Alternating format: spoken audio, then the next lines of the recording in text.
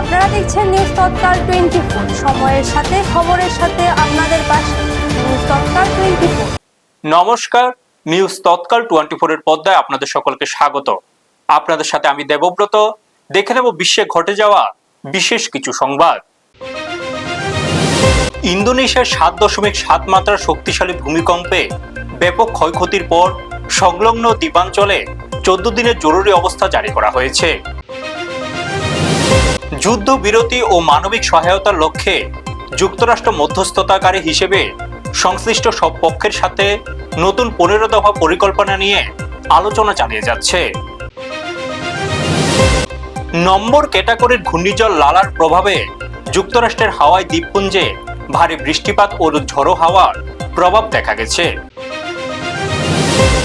Ukraine ও রাশিয়ার মধ্যকার drone ও ক্ষেপণাস্ত্র হামলা নতুন করে তীব্র রূপ নিয়েছে।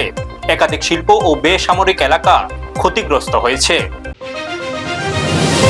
ইতালির সংস্কৃতি মন্ত্রী জানিয়েছেন, সিসিলির একটি জাদুঘর থেকে অসাধারণ মূল্যবান রেনেসাঁ যুগের 4টি চিত্রকর্ম চুরি হয়েছে। বালুচিস্তানের স্বরাষ্ট্রমন্ত্রীর কনভয়ে হামলা, গুলিবিদ্ধ 6, 3 পুলিশ কর্মী আহত। হামলাকারীদের খোঁজে তল্লাশি জারি। এখনো পর্যন্ত হামলার দায় স্বীকার করেনি কোনো সংগঠন। বিদেশি প্রভাব ঠেকাতে ইরানে আরো কড়া আইন। মার্কিন ও ইসরায়েলি সংবাদ মাধ্যমকে সাক্ষাৎকার বা তথ্য দেওয়ার ক্ষেত্রে নিষেধাজ্ঞার প্রস্তাব। নিয়ম ভাঙলে হতে পারে 2 বছর পর্যন্ত জেল। সৌদি আরব, তুরস্ক, পাকিস্তান 3 দেশ 7ই আগস্ট মক্কা যৌথ প্রতিরক্ষা চুক্তি স্বাক্ষর করেছে। ট্রাম্প এই চুক্তিকে আঞ্চলিক নিরাপত্তার ক্ষেত্রে গুরুত্বপূর্ণ পদক্ষেপ বলে স্বাগত জানিয়েছেন। Bharat America civil space joint working গ্রুপের 9ম বৈঠকে মহাকাশ প্রযুক্তি এবং যৌথ মিশনের অগ্রগতি নিয়ে বিস্তৃত আলোচনা হয়েছে। ভারত ও চীনের মধ্যে সীমান্ত এলাকা সংক্রান্ত বিষয়ক পরামর্শ ও সমন্বয় প্রক্রিয়ার 36তম বৈঠক অনুষ্ঠিত হয়েছে। প্রকৃত নিয়ন্ত্রণ রেখায় শান্তি ও স্থিতিশীলতা বজায় রাখা এবং প্রক্রিয়াগত জটিলতা দূর করতে 2 দেশ আলোচনা অব্যাহত রেখেছে।